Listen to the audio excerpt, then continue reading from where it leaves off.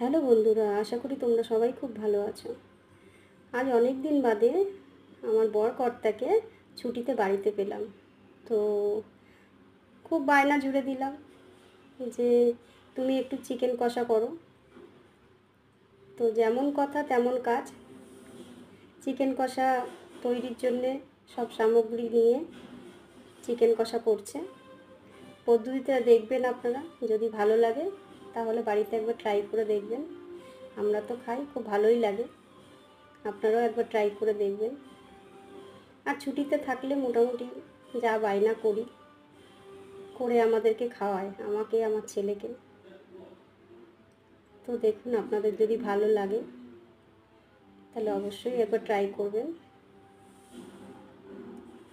আর আর যদি কেউ রান্না করে ভালোবেসে মুখের সামনে কিছু খাবার তুলে দেয় তাহলে তো খুব ভালোই লাগে, কেন রোজই তো আমরা হাত পুড়িয়ে গরমের মধ্যে অনেক কষ্ট করে রান্না করি। একটা দিন ছুটি পেলে সবারই ভালো লাগে, তাই না?